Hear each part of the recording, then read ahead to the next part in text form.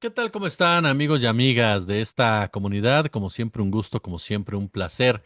Nuevamente el nombre de Servando Gómez, alias La Tuta, ha aparecido en los medios de comunicación a raíz de la decisión que toma el gobierno encabezado por Claudia Sheinbaum de enviar a 26 capos a los Estados Unidos, una segunda ronda, precisamente este tipo de entregas. Pero, ¿quién era Servando Gómez La Tuta? ¿Por qué se le vincula con Luisa Calderón? Su papel durante el Peñato. Hubo un periodista que cuestionó precisamente las relaciones políticas de la tuta y eso le trajo consigo la represión, la persecución y el encarcelamiento. Mi querido Jesús Lemus, a quien saludo con muchísimo gusto esta tarde, noche, buenos días, dependiendo de a qué hora nos ve usted.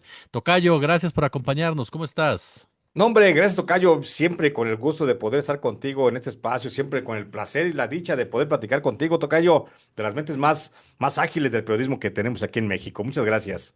No, hombre, gracias, Tocayo, por esas palabras viniendo de ti, de verdad, que tú sabes que yo las valoro mucho. Oye, a ver, platica un poco. Servando Gómez la Tuta, ¿quién era la Tuta? ¿Quién era el hombre? ¿En qué nivel alcanzó este personaje? Bueno, es un personaje que viene en el ascenso del narcotráfico. Antes de ser el líder del cártel de los Caballeros Templarios, pues fue fundador de la familia michoacana. Y antes de ser fundador de la familia michoacana, pues estuvo conectado con muchos políticos allá de Michoacán. Él es un profesor, fíjate que nace como profesor. Él sale de una escuela normal de Arteaga, ahí en Michoacán, y ese contacto social luego lo aprovecha para comenzar a delinquir y se convierte en miembro de la familia michoacana y comienza a tener buena relación con los presidentes municipales, con los regidores de su región, y eso lo va llevando de la mano al momento en que va escalando en la escena criminal, también va escalando en la escena política y va teniendo cada vez más amigos.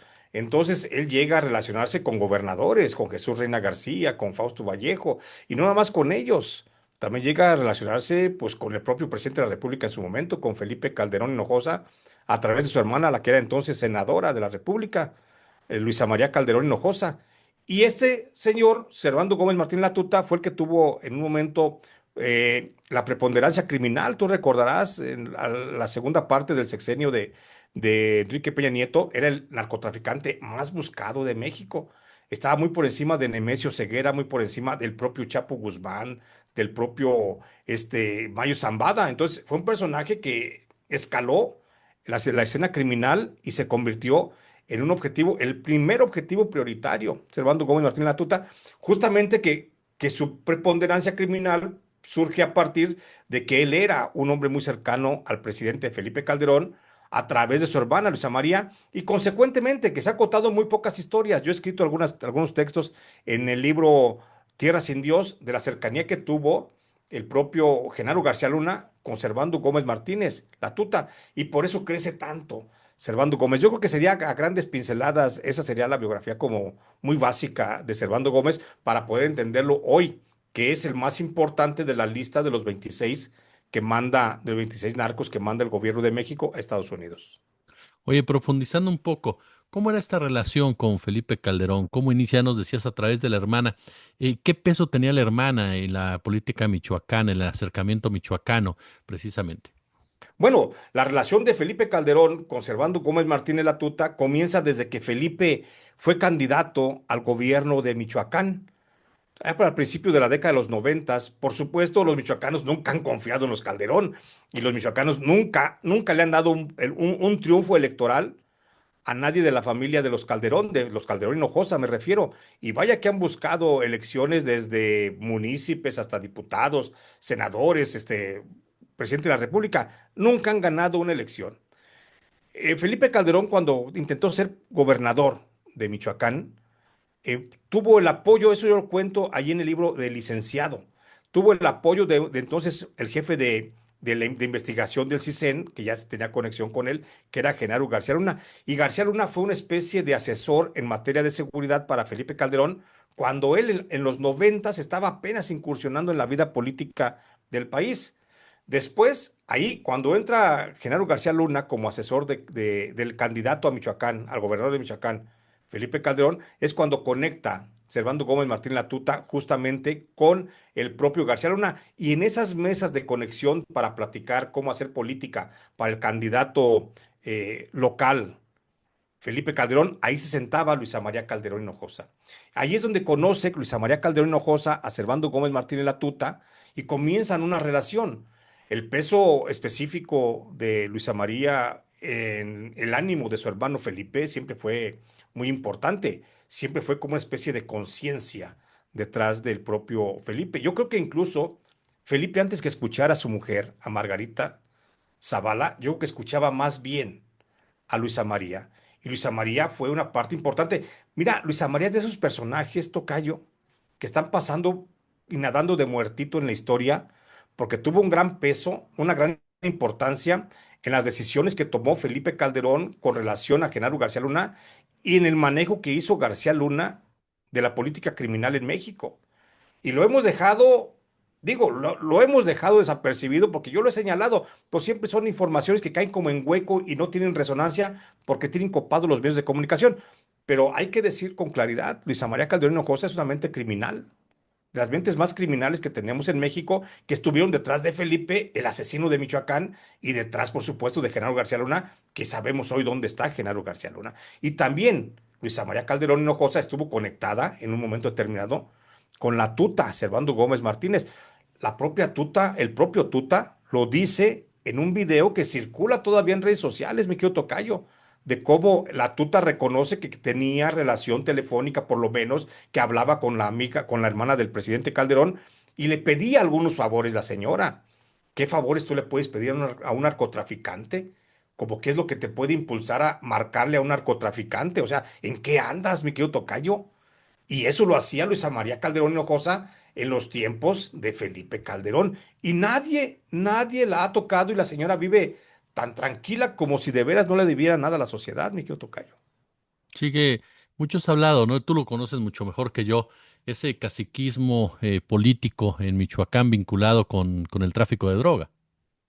Ah, sí, por supuesto. Y en Michoacán, créeme que hay muchos gobiernos, desde, podemos irnos, remontarnos a los últimos 30, 40 años, gobernadores van, gobernadores vienen y han tenido que pactar, no sé si sea por las buenas o por las malas, o por voluntad de ellos, o que sean llevados a la fuerza, pero han tenido que pactar con los cárteles de las drogas. Mira, hoy en Michoacán hay 20 cárteles de las drogas, tocayo. Yo creo que es el territorio estatal, o el estado, como quieras llamarle, que más cárteles de las drogas tiene. Yo creo que ni la Ciudad de México tiene tantos cárteles como los que tiene el estado de Michoacán. 20 cárteles. Y a eso súmale 32 células de grupos de autodefensa que todavía están por ahí, civiles armados que dicen defenderse del narcotráfico, pero que en realidad se rentan al mejor postor. Se rentan un día un cártel y pelean contra otro, y se rentan al día siguiente al otro cártel y pelean con el que primero rentaron. Entonces, es una cuestión muy violenta en Michoacán y es una cuestión que se ha dejado crecer por parte de los gobernadores en Michoacán. Llámale PRI, llámale PRD, Morena incluso hoy, el gobernador actual que está en Michoacán, este señor, el señor Alfredo Ramírez Bedoya, pues también ha dejado crecer increíblemente el narcotráfico. No creo que sea así como porque no sabe lo que está pasando. Hay una gran tradición de corrupción en Michoacán y creo que la tuta, él personifica lo que es el criminal con impunidad en el estado de Michoacán. Ahorita que citabas este video, lo recuerdo mucho porque la tuta defendía a Peña Nieto, ¿te acuerdas? Y defendía a Fausto Sí, Vallejo y sí. criticaba a Luisa Calderón. Y me acordé, me acordaba cómo cambian, ¿no? O sea, cuando estoy con Luisa Calderón, paso bien, pero en cuanto me peleo con ella o con los Calderón, defiendo a Peña Nieto. Así es, mira, el crimen es muy inmoral, de origen es inmoral, pero aparte tiene un comportamiento todavía más sucio y más inmoral porque no tiene ningún comportamiento ético de lealtad. Los criminales son cobardes, por supuesto, y no tienen lealtad para con quien les ayuda en los negocios, porque al día siguiente, que ya no esté ese grupo, pues van, traicionan y le dan la vuelta y se suman a otro grupo y entonces es al que le rinden lealtad. Pero supuestamente, porque luego se va y otra vez es la misma historia. Creo que es un cuento de nunca acabar. Y te digo, en Michoacán, donde los gobernadores, todos los gobernadores han tenido que sentarse a pactar con el crimen organizado, pues tienes una serie de historias increíbles dentro de los grupos criminales que te hablan del comportamiento de uno o de otro gobernador. Y que te digo, los últimos, ¿qué te gustan? Los últimos 15 no, 10 gobernadores que ha tenido Michoacán tienen una historia sucia. al extremo. Oye, este caso te llevó a la cárcel, tocayo. O sea, el caso de Luisa Calderón, los vínculos con la tuta, el atreverte a decirlo. ¿Cómo fue esta persecución que padeciste de los Calderón? Pues mira, al principio pues uno intenta hacer su periodismo y pensando que el ideal que tiene uno de este trabajo te puede llevar a exponer lo que tú piensas moralmente sólido. Entonces, en su momento yo señalé las relaciones que había de Calderón y Luisa María Calderón Hinojosa, y pues fue lo que a mí me terminó llevando a la cárcel con una investigación que hizo el propio Genaro García Luna. Su investigación entre comillas, porque en realidad pues no investigó, todo salió de su cabeza y me indilgaron una historia que nada tenía que ver conmigo, solo porque yo señalé que Luisa María Calderón estaba relacionada con Servando Gómez Martínez Latuta. Y de ahí viene una persecución increíble por parte de los Calderón, del propio Felipe, y que designó a Genaro García Luna. Y Genaro García Luna luego actúa a través de terceras personas como el gobernador de Guanajuato, en aquel entonces, Juan Manuel Oliva Ramírez, que fue el que prácticamente orquestó con el entonces presidente municipal de La Piedad, orquestó mi secuestro y mi entrega a un grupo criminal para que me asesinaran. Dios es muy grande y fueron muchas circunstancias las que sucedieron para yo no terminar asesinado por un grupo de los Zetas al que me habían entregado allí en Guanajuato. Entonces, me fue bien a final de cuentas. No aparecí flotando en un río, ¿no? Con una marca en la panza diciendo que yo era Zeta o una cosa así. Sí, yo terminé finalmente, y doy gracias al cielo, terminé en una cárcel. Y sí, me aventé 3 años, los peores años de mi vida, por supuesto, en prisión acusado de un delito que nunca cometí, de haber sido miembro del crimen organizado, todo por haber denunciado, mi querido tocayo. Es lo que pasa en México, tú denuncias y terminas siendo el denunciado. Entonces yo denuncié que había corrupción de Luisa María Calderón Hinojosa, que estaba relacionada con el cártel de los Caballeros Templarios encabezado por Atuta, y a mí fue al que me encarcelaron y me costó trabajo salir de la cárcel, porque un juez también, los jueces corruptos de lo que ya hemos hablado también, pues estaba al servicio del poder, como siempre, y eso a mí se me fueron los días ahí, 1100 días en la cárcel, mi querido tocayo, padeciendo algo que no tenía por qué padecer, solamente porque Felipe Calderón, porque Luisa María Calderón consideró que me tenían que eliminar y me eliminó. Y mira, la señora anda como si nada, tan campante como por la vida, igual que el propio Felipe, igual. Bueno, García Luna hoy, bendito Dios, se encuentra donde debe de estar, pagando los crímenes que cometió en la cárcel. Pero los demás, ¿cuándo vamos a ver la justicia? ¿Cuándo va a llegar la justicia que veamos encerrados a Felipe Calderón o a Luisa María Calderón? Porque es bien importante este caso ahorita, mi querido tocayo. El hecho de que esté la tuta allá en Estados Unidos, pues yo creo que va a poder deposar mucho acerca de quiénes eran sus socios. Y yo creo que Silvano Aureoles, Luisa María Calderón Hinojosa, el gobernador Jesús Reina, o sea, todos los que estuvieron antes, creo que deben de estar ya pensando en no dormir una buena temporada, por lo que pueda decir la tuta de las relaciones que tenían los grupos criminales con ellos. Oye, profundizando con este punto, me quedé pensando, como bien señalas, una mente criminal. Una persona como Luisa Calderón, que como dices, pues pasaba desapercibida. Incluso si no hubiéramos sabido sus aspiraciones para la gubernatura de Michoacán, su paso legislativo, pues era hasta gris, ¿no? En un momento dado su personalidad aparecía en los medios, pero muchos la buscaban, tú lo sabes, pues porque era la presidenta, la hermana del presidente, Claro. pero en realidad, hasta como política muy mediana, ¿no?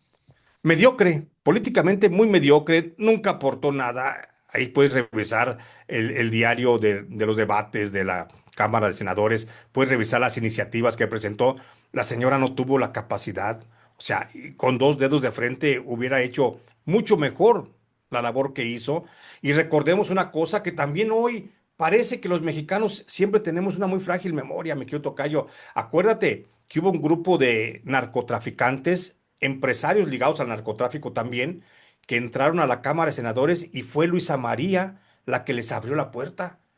No ha habido nunca un escenario más vergonzoso que el de aquel tiempo cuando Luisa María Calderón Hinojosa era senadora y le abrió la puerta a un grupo de empresarios y de emisarios de los cárteles de las drogas de Michoacán que fueron a hablar con el poder y ella fue la que les abrió. Seguramente recordarás, hay que ir a las hemerotecas para refrescar un poquito la historia, pero allí está. Hoy nadie se acuerda de ese incidente que parece como si fue de risa, como si fue una graciosada, pero que fue algo sumamente grave, permitir que en el máximo recinto, la Cámara de Senadores, la máxima tribuna de representación popular, pues hayan llegado y hayan pisado el suelo representantes de los cárteles michoacanos, abriéndole las puertas la señora Luisa María Calderón Hinojosa. Ese solo hecho se tendría que investigar, por alguna razón.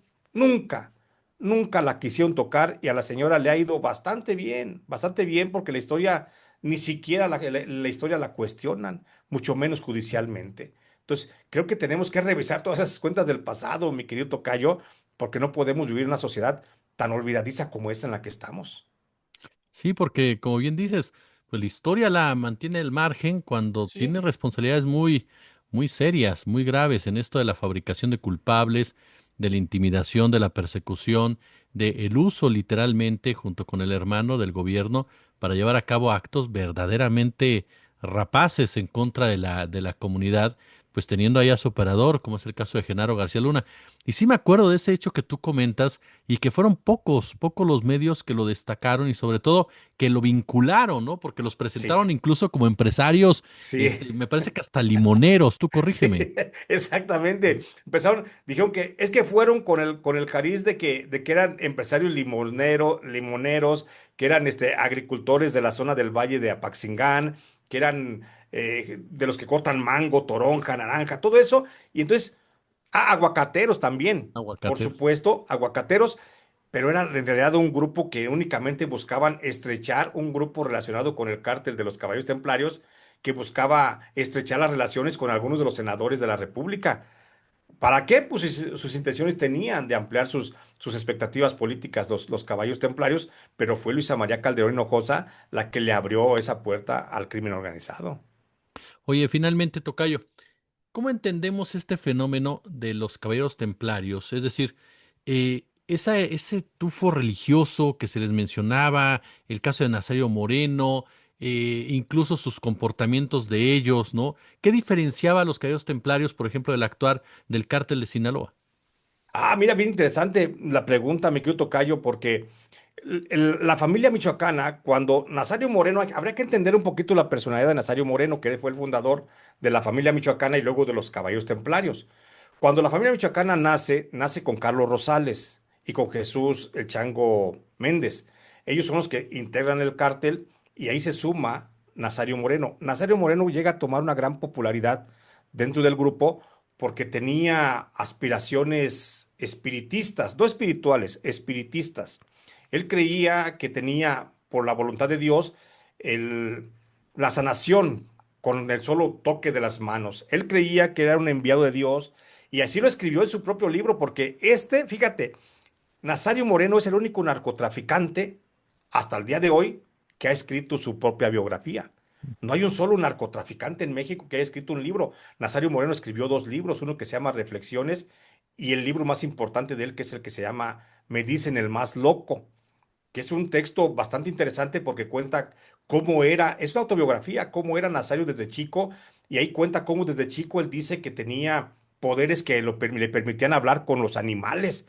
Dice que dominaba el paso de los gallos, que hablaba con las gallinas y que hacía que los puercos lo entendieran. Que los burros eran un poquito más rejegos y que no le hacían mucho caso con el pensamiento. Entonces, ese pensamiento extravagante del Nazario Moreno lo lleva a mezclar su propia ideología, porque luego también llega a incorporarse a un grupo, a una logia masónica en Michoacán, y se inicia como masón.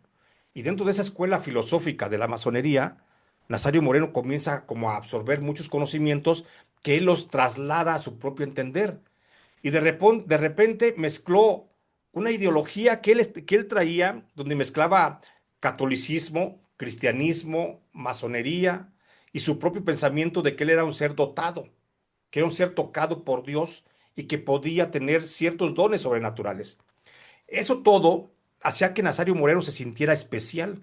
Y Nazario Moreno comenzó a crear su propia religión. Y es cuando nacen los Caballeros Templarios, un grupo que se dedica al narcotráfico, pero que es el primero y hasta hoy en día el único que tiene un pensamiento ideológico, que tiene una ideología.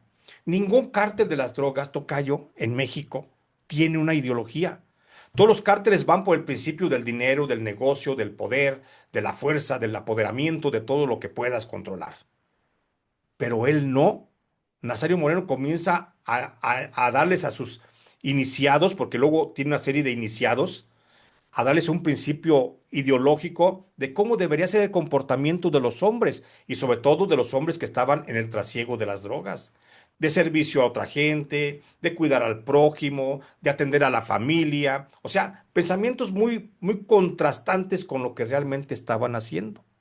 Y ahí y llega un momento en el que él comienza a bautizar.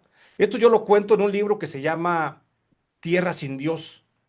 En ese libro cuento cómo Nazario Moreno llega él a crear su propia religión y comienza a bautizar a los iniciados y crea de los caballeros templarios justamente eso, una organización criminal religiosa con un principio ideológico. Y ahí es donde se puede feme-